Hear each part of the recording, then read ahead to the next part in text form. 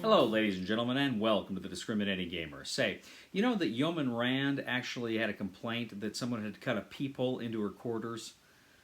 But Captain Kirk promised to look into it.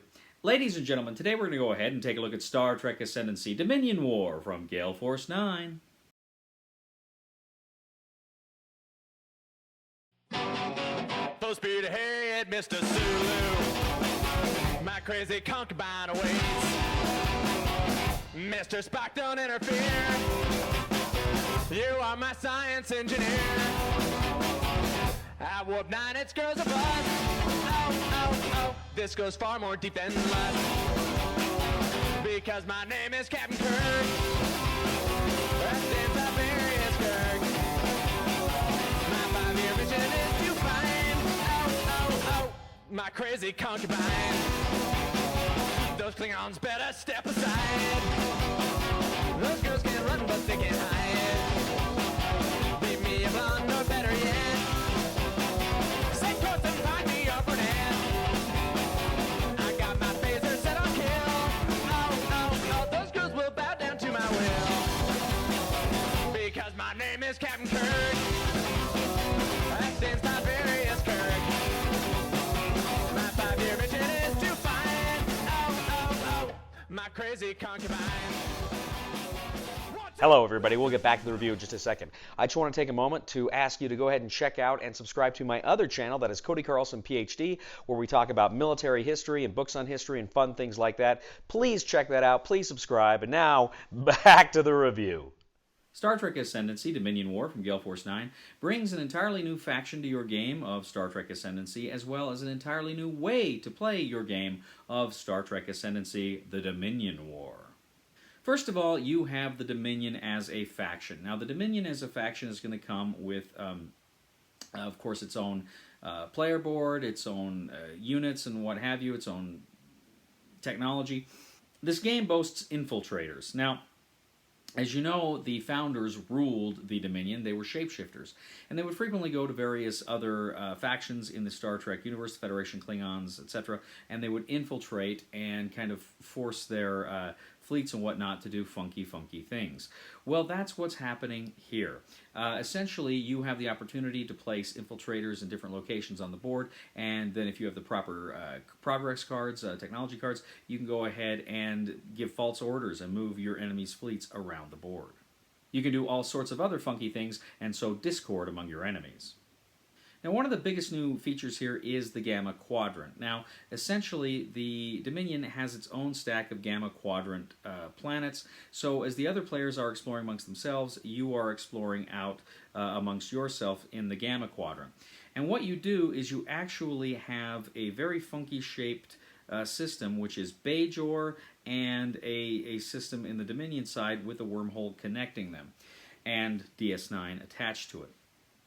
So what you're doing here is the Dominion can only interact with the Alpha Quadrant through this specific gateway here, through the wormhole.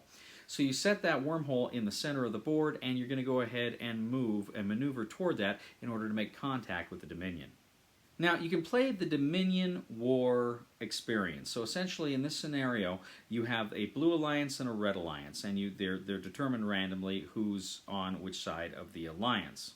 When you build your civilizations, you actually can build out to connect to your alliance. So you kind of start the game already in direct communication with your alliance member. You already start with a number of your planets already developed with resource nodes already on the board.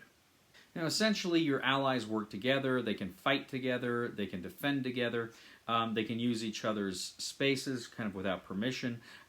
Generally, they work very closely together as they are fighting this war against their enemies. Now, unlike in a standard game of Star Trek Ascendancy, you do not compete for or play for initiative. Essentially, there is a randomized turn player order every single turn in this scenario. The building phases and command phases are also very distinct. You cannot kind of go back and forth between building and command in this scenario.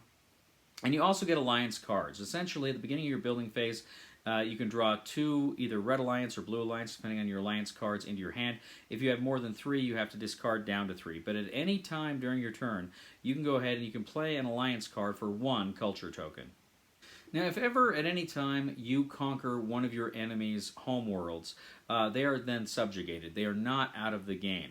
In fact, what's going to happen now is you can lay claim to a lot of their technological advancements and whatnot, but the player that has been conquered can get resistance cards, and they can play resistance cards to try to kind of screw over your occupation of their world. The player who has conquered an enemy must maintain a number of ships in orbit in order to kind of maintain their control. If ever they don't have that number of ships, then the system can rebel and regain their independence. Now, there are 2 ways that you can win in Dominion War. If you conquer all of your enemy's home systems, you win. If you conquer half of your enemy's home systems and you meet the standard victory conditions for a regular game of Ascendancy, you know, the Ascendancy tokens or an agenda victory, what have you, then you win Star Trek Ascendancy Dominion War. So there's a lot more going on here. There's a lot of more subtleties and other things that are going on in this expansion. But those are kind of the highlights of the game. Now, I'll point out, we played the Dominion War expansion. I've not played with the Dominion as a faction just in the regular game. We've just played it with the Dominion War. So let me tell you, I think the Dominion War is a fantastic new way to play the game. I felt like it really mixed it up. It really shook it up. It really made it feel different and new and exciting. And one of the things I liked about it is you start the game already fairly developed. Like, you have a lot of nodes. You have a lot of stuff you can do. One of the things about Star Trek Ascendancy is it feels like it takes a while to get your engine going. And here, right out of the gate, you've got an engine. And I really liked that. I thought that was a lot of fun. It was also fun just playing this game as a team. It was fun just working with another player toward an objective. And that was just kind of a fun and unusual thing, and I wasn't expecting to enjoy it as much as I did. I think the Alliance cards, how they come out, they're pretty fun. They offer just kind of neat little sugar and spice and monkey wrenches you can throw into your into your enemies, and special abilities you can give you and your friends. I really like those as well. The Dominion as a faction, which I played, I really liked. I thought the Infiltrators were fun. The Jem'Hadar is always cool with their Ketracel white. They're pretty tough, you know, and you've got good ships and good fleet abilities there as well. All told, I really enjoyed the Dominion War expansion. This is probably I'm not going to say I'm going to play this all the time, but I want to play it more. There's always the danger of a game like Ascendancy getting a little stale. This one just felt like a big shot of adrenaline into the game. Really enjoyed it, really had fun with it. Recommendation for the Star Trek Ascendancy Dominion War expansion is buy it. Thank you once again for joining us today on The Discriminating Gamer. As always, we ask you to please leave a comment for us on YouTube, on Board Game Geek, on our Facebook page, or on thediscriminatinggamer.com. We'd ask you to please like us on Facebook, subscribe to us on YouTube, and follow us on Twitter. I'd also ask you, ladies and gentlemen, to please check out my other channel, that is Cody Carlson, PhD, where we talk about military history and books on history and fun things like that. Please check it out, please subscribe, and please give a thumb to this video on Board Game Geek. That helps us out a lot as well. You know, ladies and gentlemen, I've always thought that Star Trek captains made the absolute worst sports fans. They only ever rooted for the away team. Please somebody help me on my feet again. And I don't know where I'm going, and I don't know where I've been. Please somebody help me on the solid ground. It's a long time, and I'll be dying. Once a year I wind up in the band. Okay, and then I'm just retreating. That's fine, I'm just gonna chase you. So